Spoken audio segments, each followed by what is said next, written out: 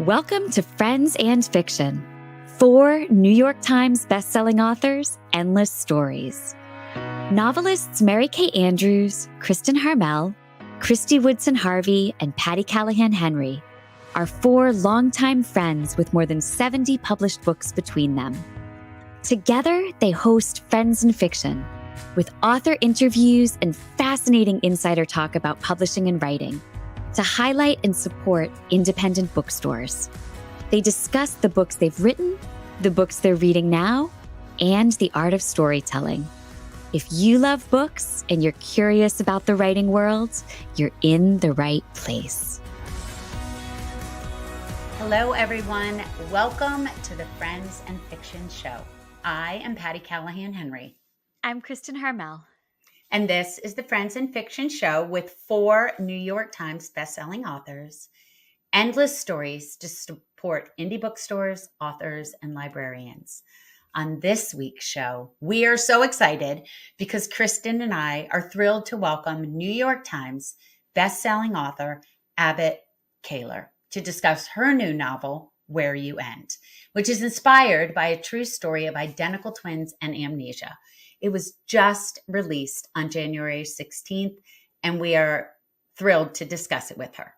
Well, and you've been talking about this book for a while, Patti. I've been so excited. I know you've known Abbott for a long time, so I'm super excited to dive in with you today. But first, a quick reminder to check out all the fun things going on in our Friends and Fiction community at friendsandfiction.com. There you will find our show schedule, details on upcoming in-person events, and links to our bookshop.org page, the Friends and Fiction official book club with Brenda and Lisa, our merch store, our book subscription box, and our weekly email newsletter sign up. In other words, if you want to know more about anything Friends and Fiction offers, and as you can see, we offer a lot, be sure to check out friendsandfiction.com.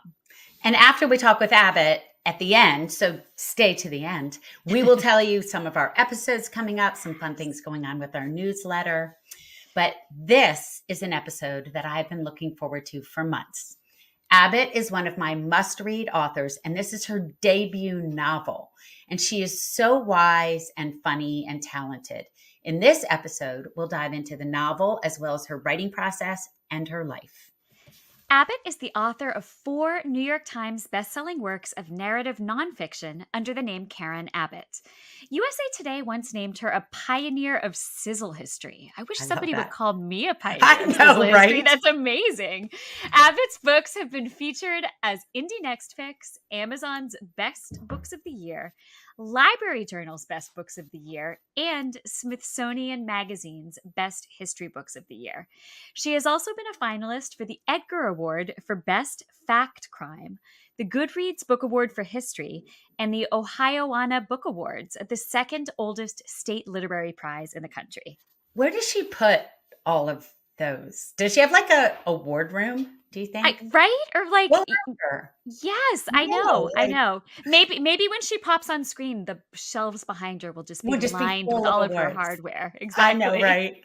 She has written for New York Magazine, Wall Street Journal, Washington Post, Smithsonian Magazine, and many others. She has appeared on the History Channel, CBS Sunday Morning. I saw that one. AMC's Making of the Mob, the Discovery Channel, and so much more. Her books have been optioned for television and film, and her podcast about George Remus, the Mad Bootleg King, is being produced by iHeartRadio. That's fascinating. Abbott is a native of Philadelphia, where she spent 6 years as a journalist covering crime, advocating for abused women, and hanging out with mafia bosses and baseball wives. Same. Yep. Right. Except they're both a little high maintenance. Yep. She lives in New York City and in Greenport, New York, where she is convinced that her little bungalow is haunted. It probably is. And it probably is. And I know that Abbott and I would be great friends upon reading this final piece of her bio, which is that she appreciates a good poker hand, an old bottle of wine, and the never-ending hunt for new stories to tell. Now, let's talk to Abbott instead of about her. Hi, Patti and Kristin. I'm so happy to be here with you guys today. I've been really looking forward to this. We are so happy you're joining us. There is so much to talk about, so I'm going to dive right in. Your starred Publishers Weekly review, and by the way, you were also on the cover, full page of Abbott, says that you never put a foot wrong and readers will be wrapped. And I couldn't agree more. So here we go. Welcome to the intricate, disquieting world of the Bird twins, where one sister's lies send the other back to a dangerous past. It all starts when Catbird wakes from a coma and sees her mirror image, Jude, her twin sister. Cat remembers nothing except Jude, her sister. Now Jude must take on the momentous task of rebuilding their past, piece by piece. But as the months progress, Cat begins to fear that maybe, just maybe, their childhood wasn't nearly as idyllic as Jude is making her believe. So, Abbott, you have always had a wild imagination, and it's one of my favorite things about you. But I need to know, where did this idea come from, both in history and your life? What was the inspiration for this novel? Well, thank you once again for having me. And I will just say that, like all of my books, I find inspiration in fact.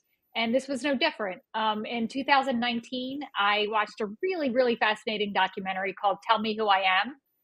It tells the story of identical twins, Marcus and Alex Lewis. They were identical twins in Britain. And when Alex was 18 years old, he suffered a really traumatic accident on his motorcycle, had a traumatic brain injury. And when he awakened from his coma, the only memories he had were his brother's face and name. As you can imagine, Chills. This was, I mean, his entire history, all of his memories, all of their past interactions with other people, no family, all of it gone. And you can imagine how terrifying this was for him. And he really depended on his brother, the only person he remembered, to start rebuilding his identity and his memories and sort of giving back everything that he had lost.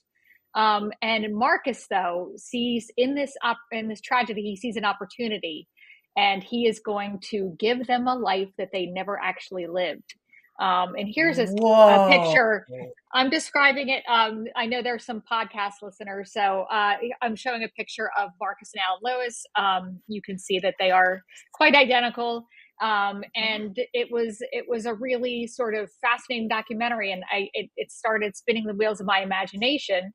And it also made me think about my mom and her identical twin. My mom and her sister are Catherine and Judith, just like the twins in the book. And they are actually mirror twins, which is this rare phenomenon when the embryo splits later than usual. Patti is a former nurse. You would probably be interested in, that whole Crazy phenomenon.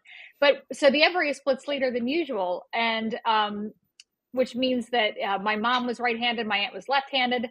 Their hair part on different sides, and when they looked at each other, it was really akin to looking in a mirror because they had the opposite reflection. Wow. And here, for the podcast listeners, I'm holding up a picture of my mom and her identical twin. Wow. As you can see, this is not a Diane Arbus outtake. It is my mom and her twin sister. Wow. It looks like a double image, like it got folded in on itself. Exactly. And I began wondering, so here's this unique bond. Everybody knows identical twins have this unique bond.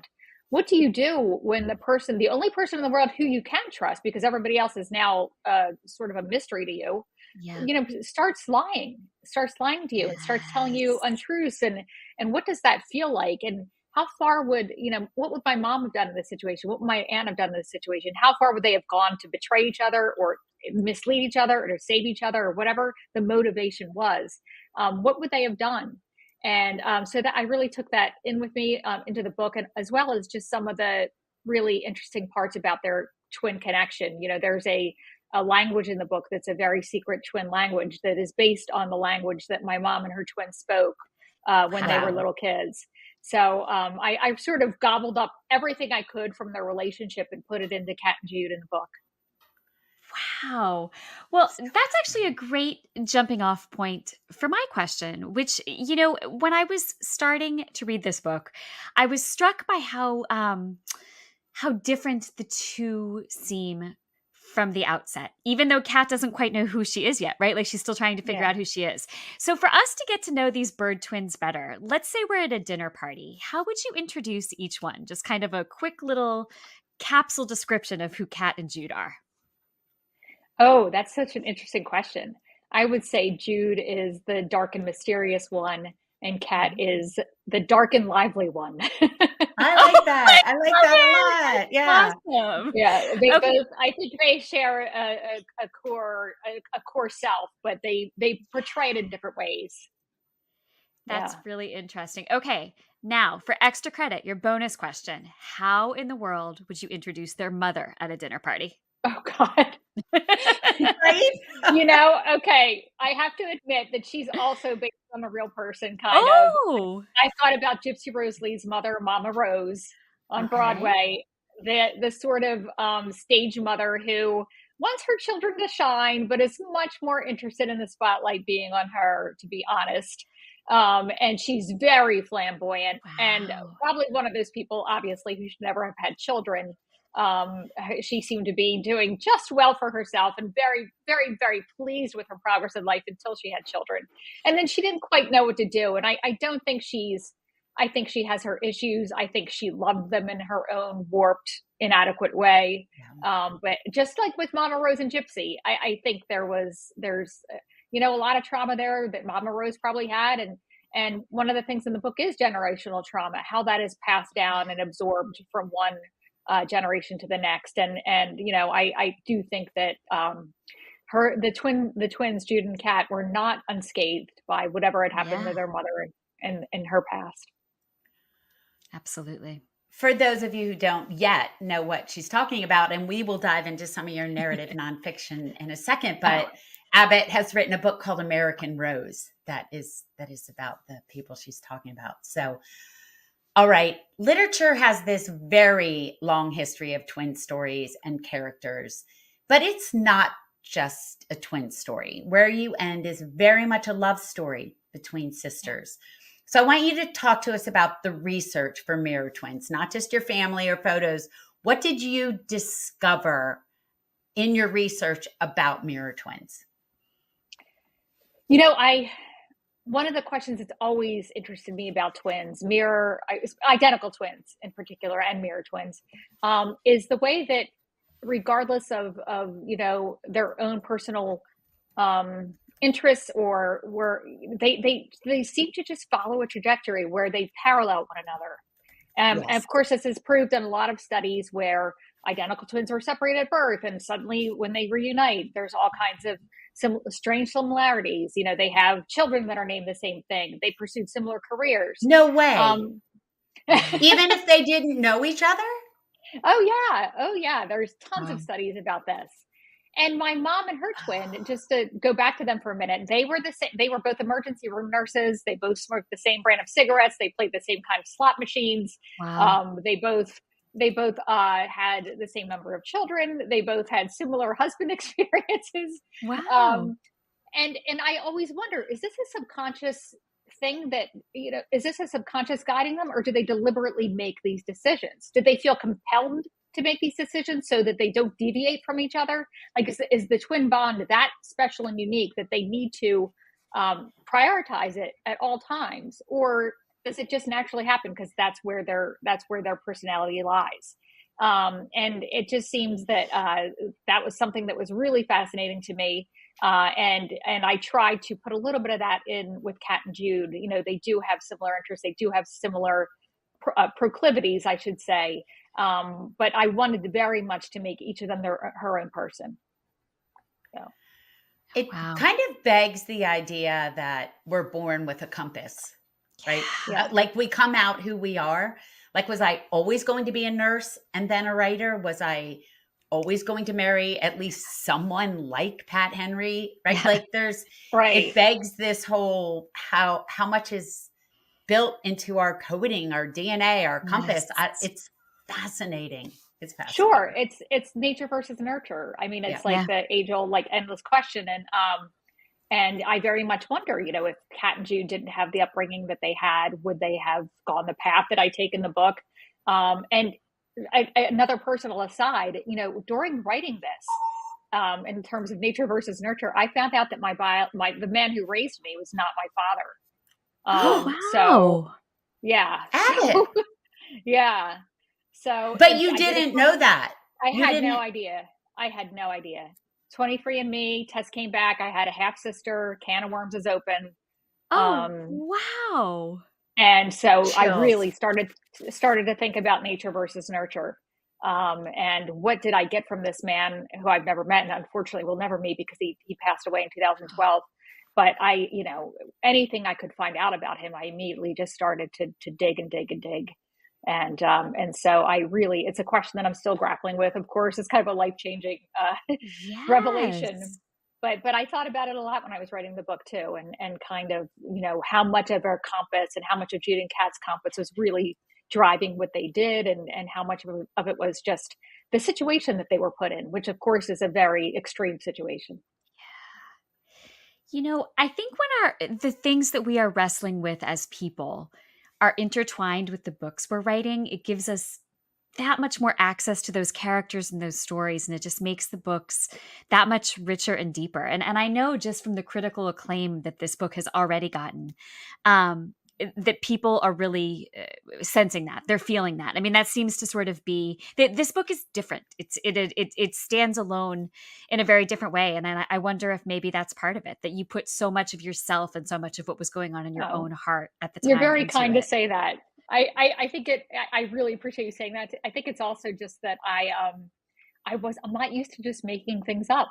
I'm not used to it. Yeah. Hasn't been my path for my entire professional career as a writer. And making the leap from nonfiction to fiction was really scary. I mean, I bow down to you guys. Like, I think Well, fiction is As we so likewise. do much to harder. Yes, you. So yeah. likewise. No, I think fiction is so much harder. In nonfiction, it's impossible to write bad dialogue. You can't write bad dialogue. It is all there in the historical record. You can't make a bad plot turn. Like your narrative is already written out for you. You can't sort of make a dumb decision. That said, the dead people don't always do what you want them to do. They're stubborn. And world events are annoyingly immovable. You can't really change chronology. But fiction, God, fiction is thrillingly liberating, but terrifying. And there's so many wrong paths you can take and so many bad choices, and all of the dialogue, if it sucks, it's your own fault. Um, so I had a lot of fun writing this book. My God, it's really scary. It's a really scary job. And again, I bow down and I admire both of you so much. Well, I feel the exact same way about nonfiction. But for Yep. those listeners and watchers out there, viewers out there, who are not familiar with your nonfiction, you have written Sin in the Second City, American Rose, Liar, Temptress, Soldier, Spy, and The Ghosts of Eden Park, all of which, by the way, are amazing titles. Like, you're so good at coming up with titles. I don't know if I can take credit for all of them, but thanks. Yeah, they worked, I guess. They all sound incredible. And I know from what Patti has said that they're fantastic books. I cannot wait to dive in. But I'm curious, you talked a little bit about the difference between the two, but what made you decide it was time to write a novel? I always wanted to write a novel. I've been writing fiction my whole life. God, as I think I've mentioned to you guys previous to this, I started when I was about 10 or 11 sending story submissions to Ellery Queen and Alfred Hitchcock mystery magazines. The one I remember most vividly was called Tea with Mr. Roper. Oh my goodness. And it's basically was a story about this elderly widow who really had nobody to talk to. She was very lonely. And every day, the highlight of her day was sitting down for tea with Mr. Roper, her neighbor.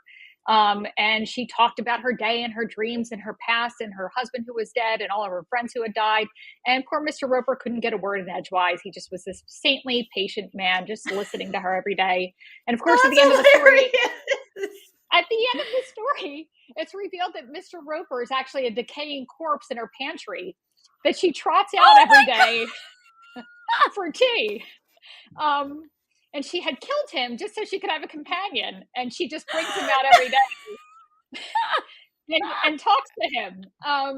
And shockingly, Tea with Mr. Roper was never published anywhere. Shocking. I'm sure, the editors of Alfred Hitchcock and Ellery Queen are ruining the day that they rejected Tea with Mr. Roper. But Probably. yes, I've always loved fiction, and I sort of accidentally became a journalist, and then went on from there. That's Oh, hilarious. Okay, so for those of you watching and listening, she's talking about our newsletter interview where she talked about this. So if you're not subscribing to the newsletter, you're missing out on a bunch of stuff. All right, we're going to go back to the twins. And where we end, we realize immediately or soon that something isn't quite right while Jude tells Kat about their life. But we can't put our finger on it. And so that's why we're turning the pages like this. And there's a great amount of tension as we try and discover what it is that is being kept from Kat as she recovers. The twists, the turns. Oh my gosh. So how much did you know? In other words, do you plot or see to your pants? Oh God, I love this discussion among novelists because I'm so fascinated by the pantsers versus the plotters. And again, if either of you pants it, my hats off once again, because no. I cannot do it. Me neither. I am a voracious outliner. In fact, my outlines for my nonfiction books have often been longer than the books themselves. I think my last nonfiction outline was 110,000 words, and the book ended up being about 93. And so I am just an intrepid outliner. I will get every single detail. And I tried to do this with Where You End. I really tried to outline everything. But, unlike my nonfiction books, Kat and Jude started talking back to me and in this outline. And they were like, no, dumbass, no, this is not happening. This is not what I would do. And in a way that, my dead real people who had lived would not speak back to me. So they were quite insolent. And had their own ideas about what they should be doing. So I did have an outline, and I did follow some of it, but I had to be very adaptable and sort of listen to what they wanted me to do. And eventually I started feeling like I was just recording their story rather than telling it. And so it became a little bit more comfortable for me because I feel like I'm a recorder of historical stories. I try to write them in the most lively narrative possible, but it's really just recording what happened in history. And eventually feel like, well, we're recording what happened to these two fictional people who I made up, but it felt real to me. So when you're doing that, did you stick to your outline for the most part? Like, did you know, well, I'm not going to do any spoilers, but did you know some of the biggest moments and then just let them speak to you inside those big moments? Yeah, I think that's fair. I had big plot points I wanted to happen. I just had to decide how to get there.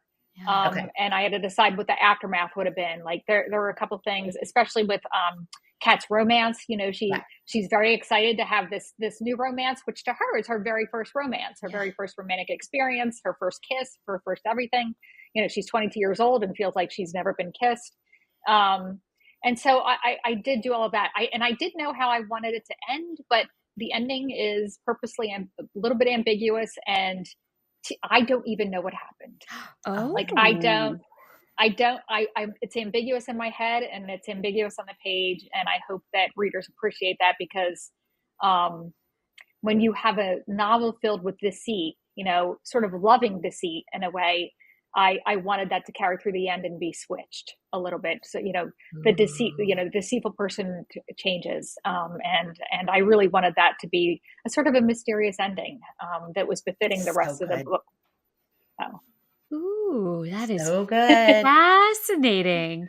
All right. Now, Abbott, I see so much in this novel about the question of identity. Who are we if we lose our memories? Who are we if we can't pin down our life to moments and people? Is there a true essence of who we are inside, or are we only made of what has happened to us? And I know we talked about that a little bit in terms of nature versus nurture, but do you feel like you were trying to answer some of these ultimately probably unanswerable questions as you worked on this book? Yeah, I really did. And I debated quite a bit about should Jude lie to Kat also, in addition to all the lies she already tells, should she also lie to Kat about who Kat had been? Because, and I thought ultimately, probably not, because she wants her sister back. She wants her sister back the same way she was, but with a different understanding of their history. And so I didn't think it would be something Jude would do to be like, oh, Kat, you weren't so lively. You didn't enjoy parties. You didn't enjoy people. You were just a recluse who sat in a room all day and read books and didn't talk to anyone. And it was important to me that Jude, have an essence of honesty about her mission. And so she really wanted her sister back, but she wanted her sister back in a way that was, I guess, the loveliest version of what her sister could be. And so that was really important to me. And I really did wrestle with that a long time, because people had said, oh, wouldn't it be twisty if Jude was like, told Kat lies about who she actually is? And I was like, twisty, but gimmicky. I didn't think that's what identical twins who were as close as they had been would do. Yeah, very good point. Yeah, good point. Okay, in this novel, there is something called The Plan, which is kind of a new age cult. I'm always fascinated by cults, and so I'm dying to know, was it based on a real cult, or did you just take an amalgam? Where did this plan come from?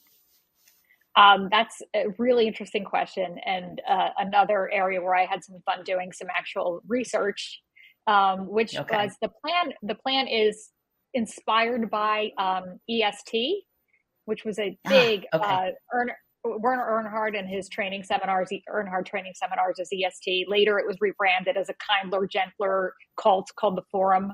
Actually, some people wouldn't call it a cult. It's sort of something that business people actually still do today, and they think it's the power of positive thinking.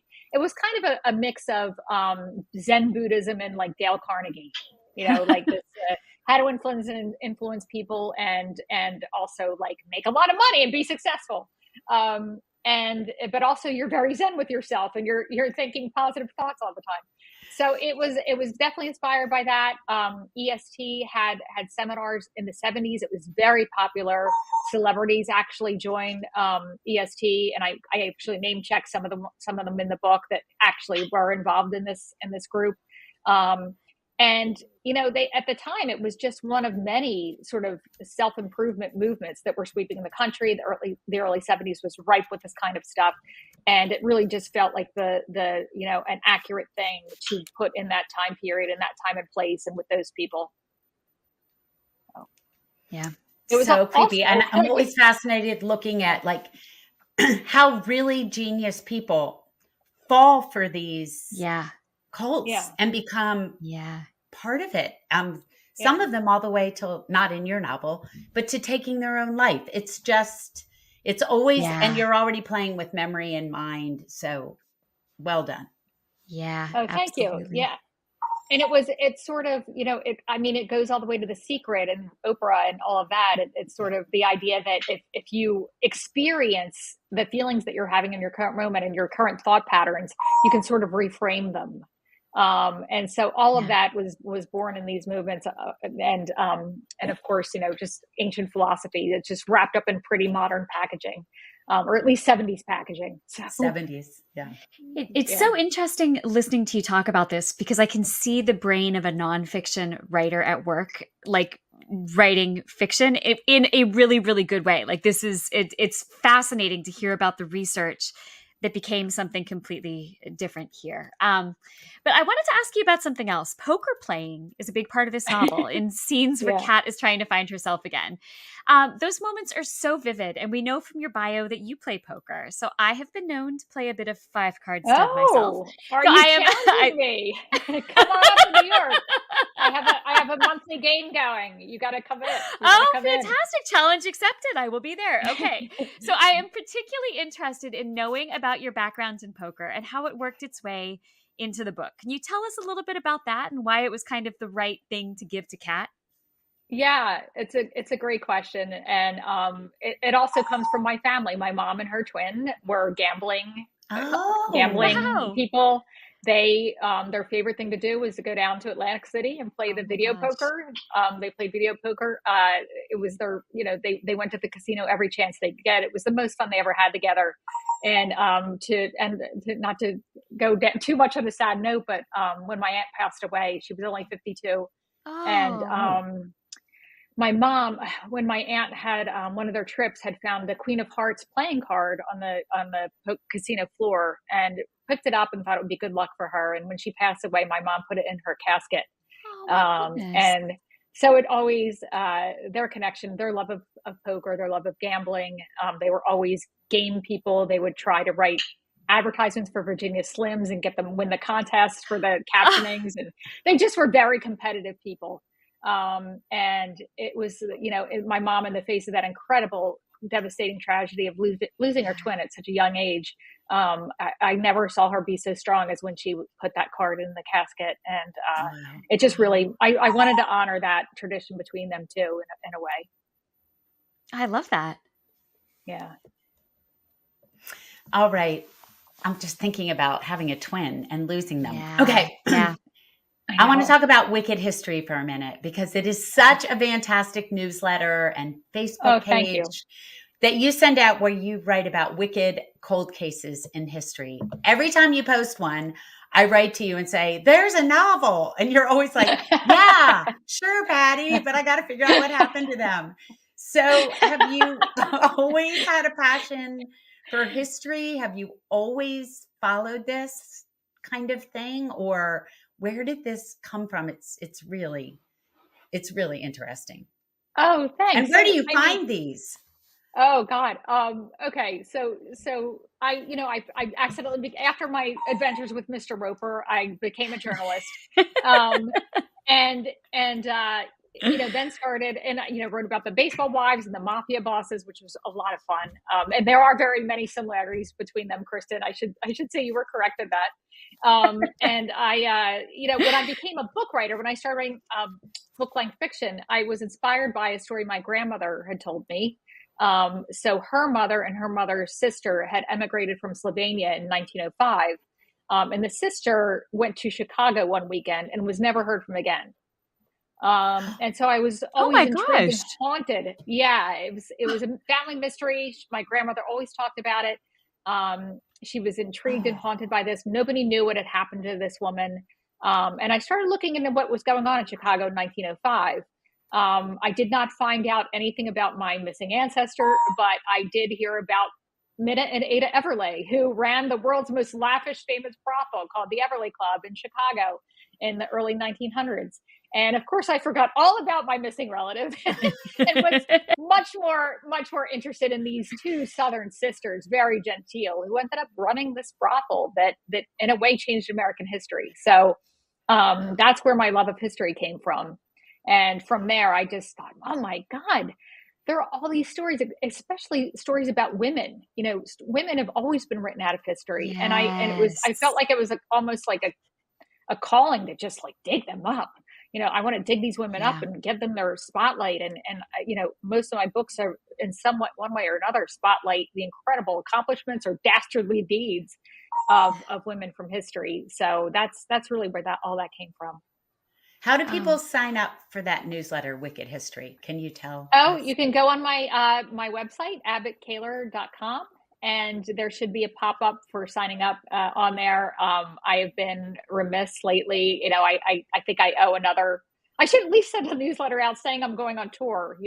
Yes, you should. You still have time. But yeah, I just really recently moved it to Substack. It had been, and so I'm really just kicking it into gear. But I hope to start doing it more regularly in 2024.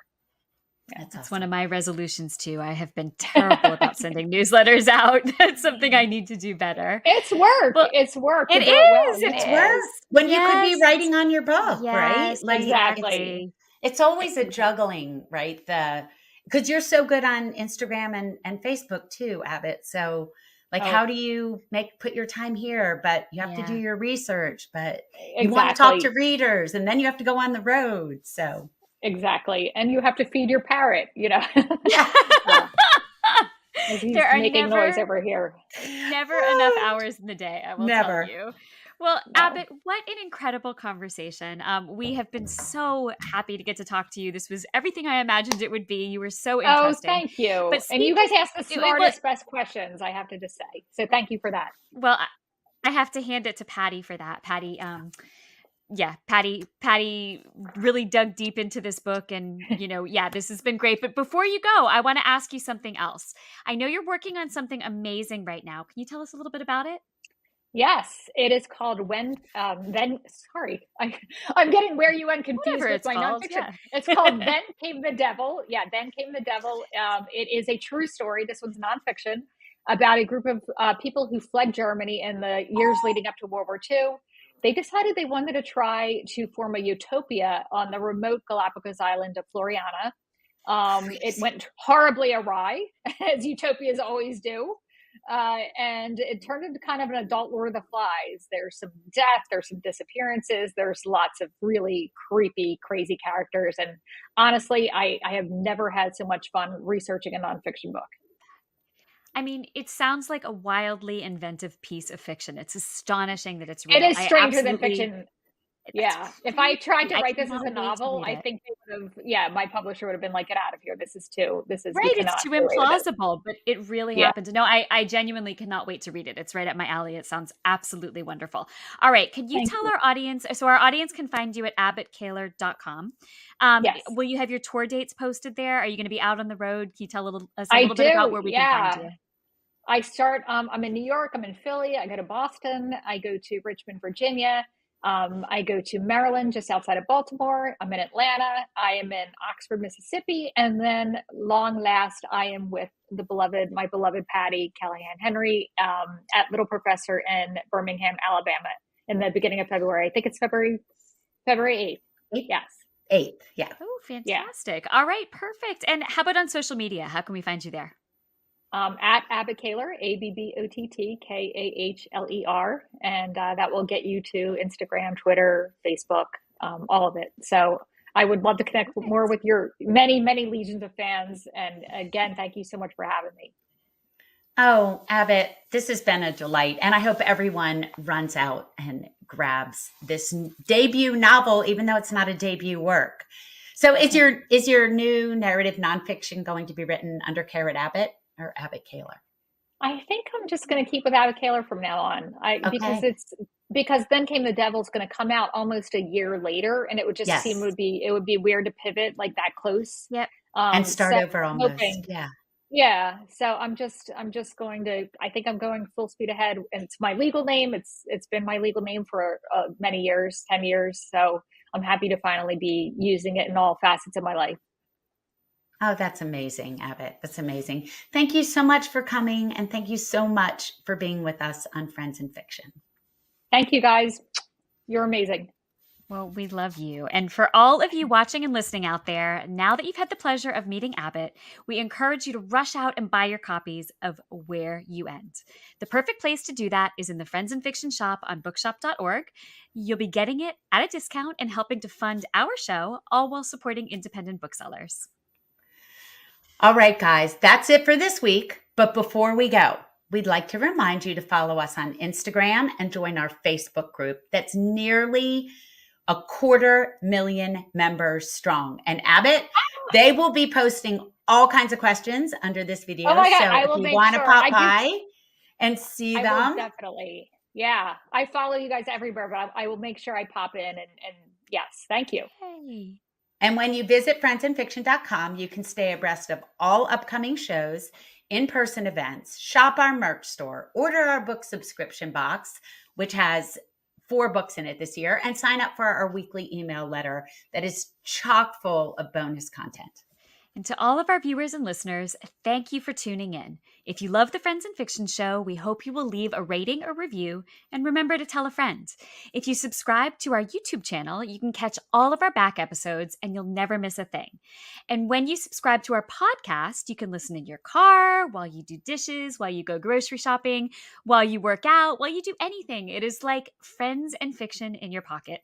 You can take us with you wherever you go. And we are now having extra content in a Substack newsletter. And Abbott gave us the most fascinating interview that you can read when you sign up for that. But be sure to tune in next week as we welcome Jennifer Mormon to discuss the magic all around. It'll air on the Friends in Fiction Facebook page and YouTube channel on Wednesday, January 31st, and it'll be posted to our podcast for your listening pleasure on Friday, February 2nd. Thank you, everyone, and goodbye. Thank you for tuning in. You can join us every week on Facebook or YouTube, where our live show airs on Wednesday nights at 7 p.m. Eastern Time. Also, subscribe to our podcast and follow us on Instagram. We're so glad you're here.